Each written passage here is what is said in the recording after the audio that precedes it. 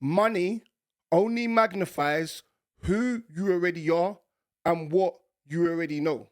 Not all growth is good growth. Not all money is good money.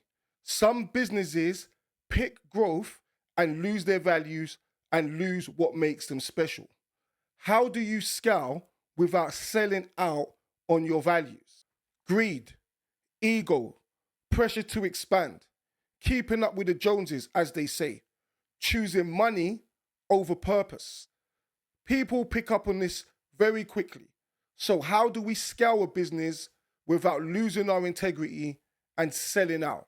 Episode 7, From the Ground Up, Scaling Without Selling Your Soul. Have you ever worried that growth might change you?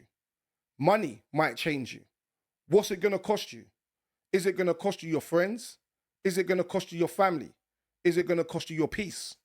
If these are questions that you ask yourself, you're not weak, you're just grounded.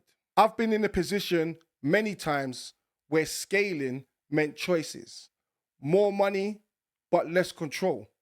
More growth, but more compromise. And I had to say to myself, what type of business and person do I want to be? Taking money and having stringent terms and conditions, that's easy. Going online and having no face to the business, that's easy. Not having physical stores and not being a part of the community, but taking money and having bots reply to your concerns, that's easy.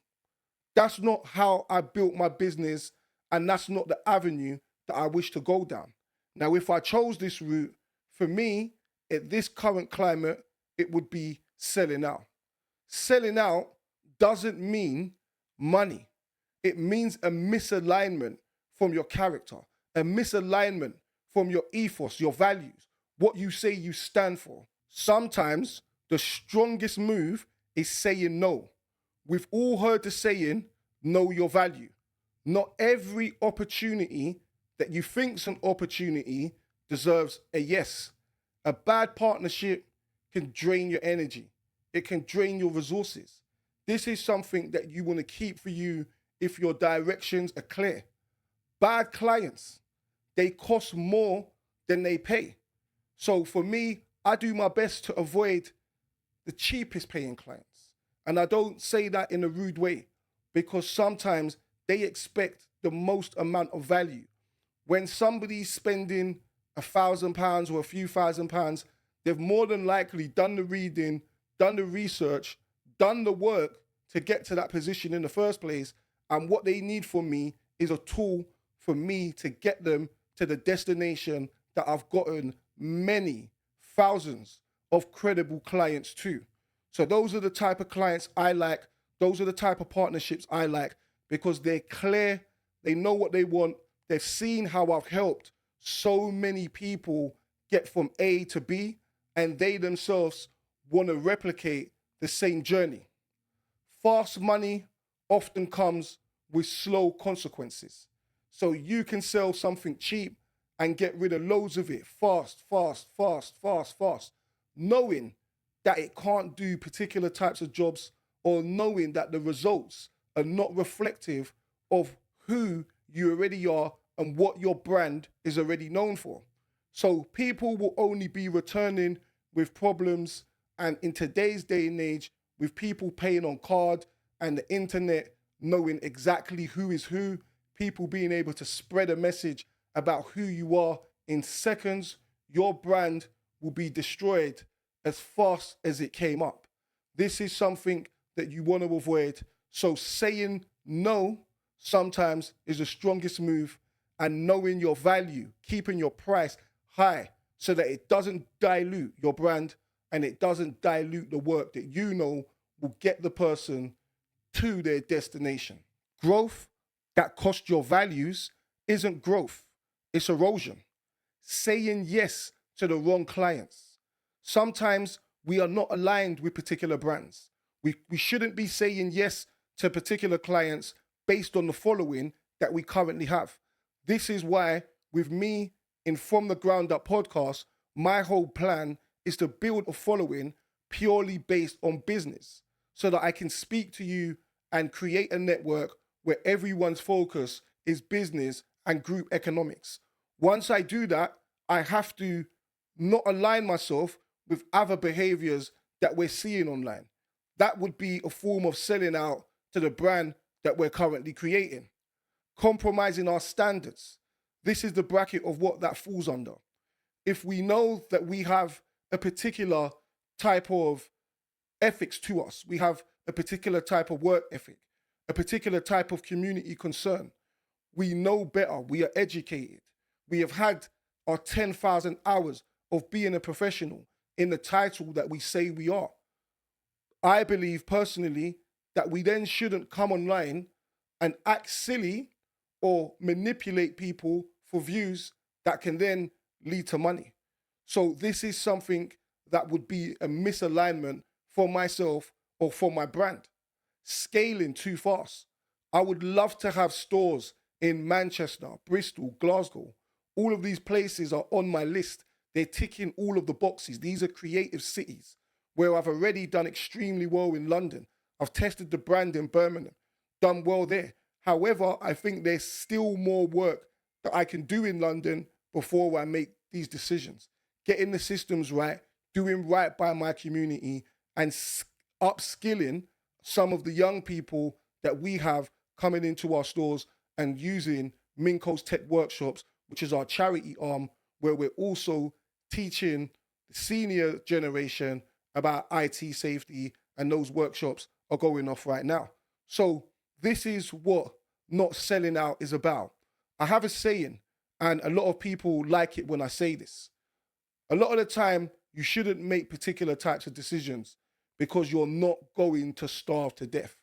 We are in the UK, we are in the top 5 to 10% of the world just by residing in this country. And sometimes you want to ask yourself, how many people in the UK have you seen starve to death? How many people in the UK have you seen pass away because they had too much? You know, so now you know that starving, your chances of it happening is almost mathematically close to zero here in the UK. So you don't need to be making desperate decisions that misaligns you from your values and erodes your character. Ignoring values for revenue. I've been there. I'm not going to sit here and lie to you and say that I haven't been here, because I have. And I'll tell you a story on what sparked that consciousness for me. This customer said to me, you are working in one of the fastest IT sectors in the UK right now. And if you had a bit better customer service or much better customer service, I have a pool of clients that I can refer you to and a pool of companies that I can refer you to. I lost a big client at that time. He taught me some facts. He told me about myself. And to be honest, I love it when customers do this. This is like free business consultation. This is like free character consultation. So you get a reminder of, why did you start this? Why did you do this in the first place? What did you want to achieve? Are you enjoying it? If you're not enjoying it, what can you change about it to bring you back to that place? Because it's not all about money. It's not all about selling out. And if you're the face of your business as well, you got to be incredibly careful because it's risky. We've seen many solo brands face this problem. And I believe right now we are in the era of the solo brand boom, meaning that most people are treating themselves as a small business or a brand, solo brand online. And this is a trend. This is trending. People are getting paid from it. People are getting clients from it. But what are the values? Why did you do it? And what is it that you need to stick to keep your tribe and your following on your side? If your values don't scale, your problems will.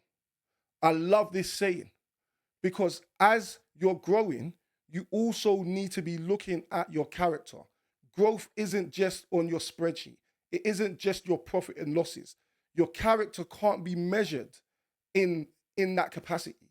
So a lot of the time, we need to keep our friends and our families close by, ask them what they would like to see, and just add to it every single day, even if it's 1%, 1%, 1%.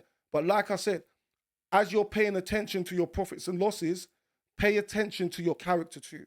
Now, for me, I would like to think that a lot of my community in Lewisham, Camden, Shoreditch, and Wimbledon have enjoyed having me as a business and as an individual, right? So many times I have people come in and they tell me how proud they are that we are more than just a business. I would also like to shed light on my neighbor who's doing exactly the same thing at the Jerk Shack. Every Monday, they've got members of the community in there and they've got young kids in there with maybe some form of autism, ADHD, etc. I'm not going to talk about the medical side of things too much because I don't know too much about it. But every Monday, they've got them and their parents in there as a community. And I think that from a character perspective, things along those lines are little self-funded projects. They're not funded by no one. This is them doing this themselves. It's the same thing like when Minko's Max partnered with Bromley College, and we partnered with a number of local churches, and I'm going to be sending a proposal over to the mosque as well.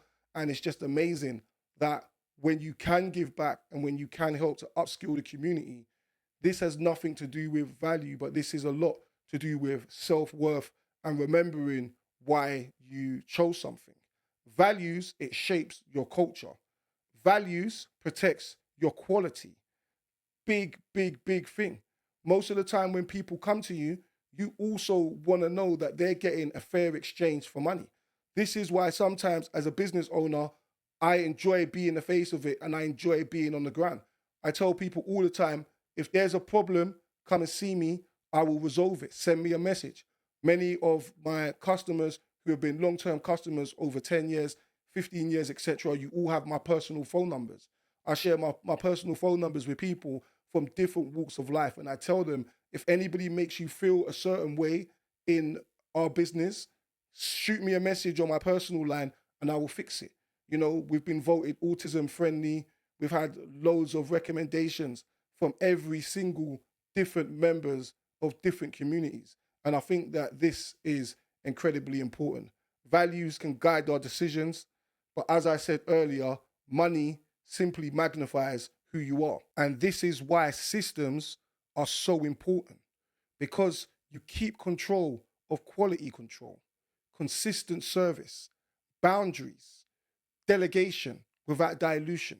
Systems can help you protect yourself from coming off course and doing something that is misaligned and is selling out. So when you scale with intention, it feels calm and not chaotic. This is why systems are so important. Your business grows, but your peace stays intact. Your income increases, but you keep your control and you remain the person that you set out to be. So before you scale, ask yourself, will this make my business stronger or just bigger? From the Ground Up podcast, scaling without selling out. Like, comment, subscribe, follow the series because we're building real leaders with real leadership.